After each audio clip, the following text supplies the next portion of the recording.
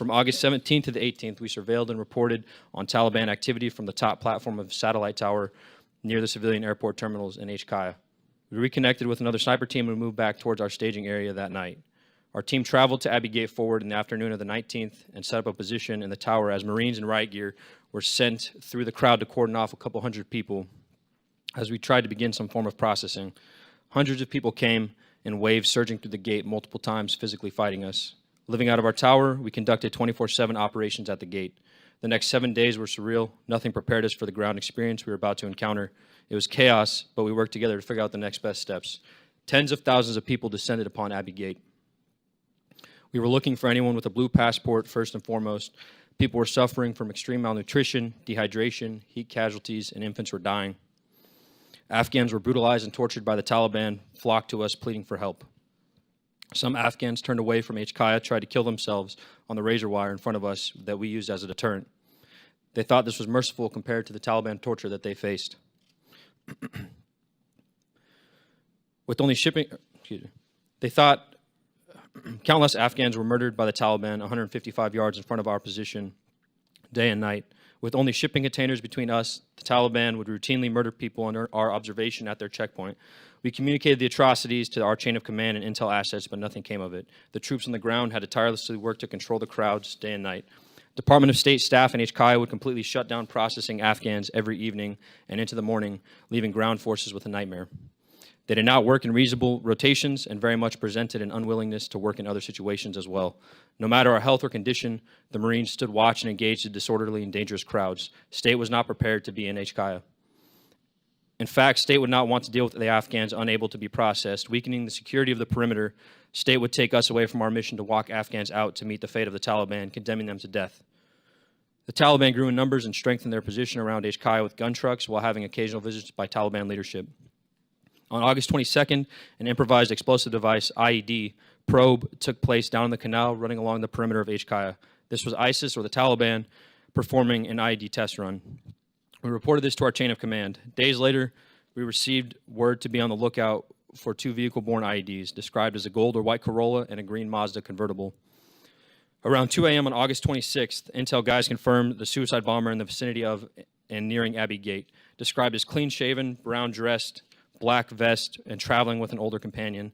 I asked the intel guys why he wasn't apprehended sooner since we had a full description. I was told the asset could not be compromised. Throughout the entirety of the day on August 26, 2021, we disseminated the suicide bomber information to ground forces at Abbey Gate. He was spotted somewhere from noon to 1 p.m. by myself, then Sergeant Charles Schilling, and another. The anomaly in the crowd, who was clean-shaven and fit the description exactly, traveling with an older gentleman.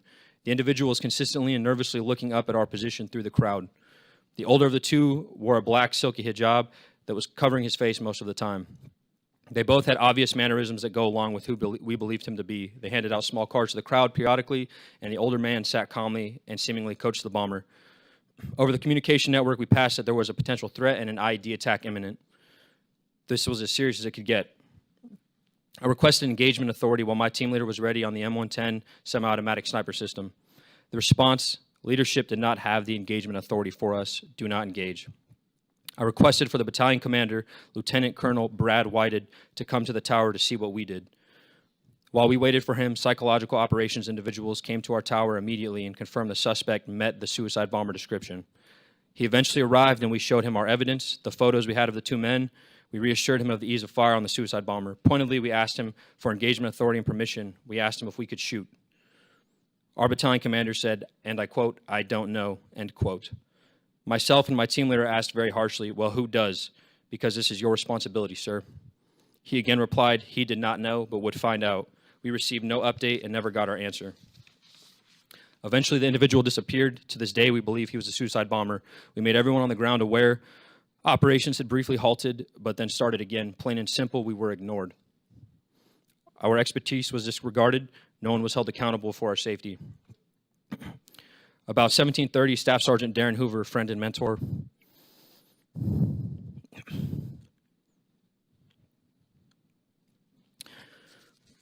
came to get me from the tower to go help find an Afghan interpreter in the crowd.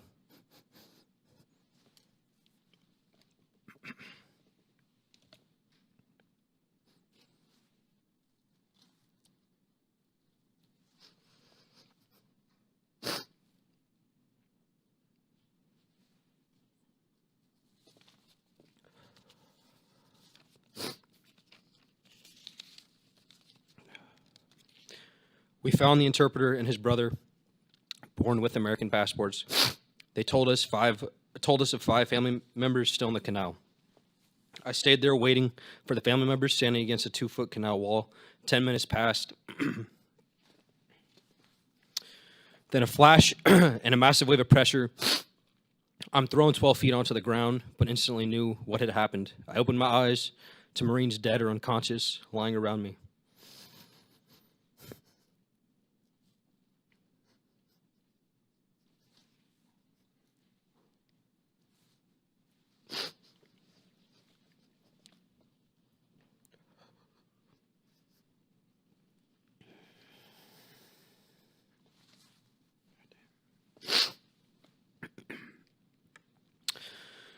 A crowd of hundreds immediately vanished in front of me, and my body was catastrophically wounded with 100 to 150 ball bearings now in it.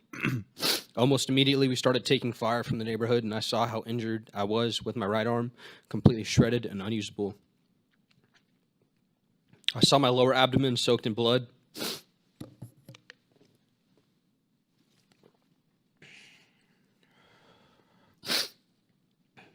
I crawled backwards roughly 7 feet because I thought I was still in harm's way.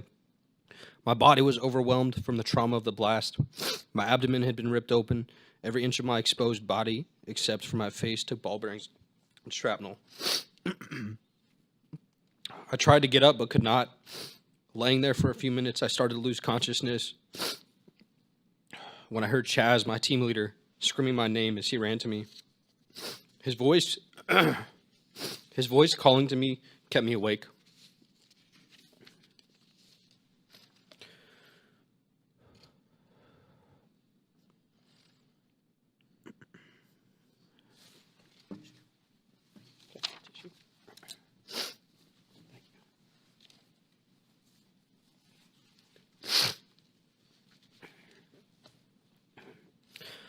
When he got to me, he dragged me to safety and immediately started triaging me, tying tourniquets on my limbs and doing anything he could to stop the bleeding and start plugging wounds with the help of the other Marines. I was awake through most of it, screaming, moaning, and cursing. I ask you to please ask me about getting shot at the tower in Abbey Gate and how no one wanted my report post-blast. Even NCIS and the FBI failed to interview me. Asked me to elaborate on my ordeal post-blast, and asked me about this one little girl and her family that I reunited. Our military members and veterans deserve our best because that is what we give to America. The withdrawal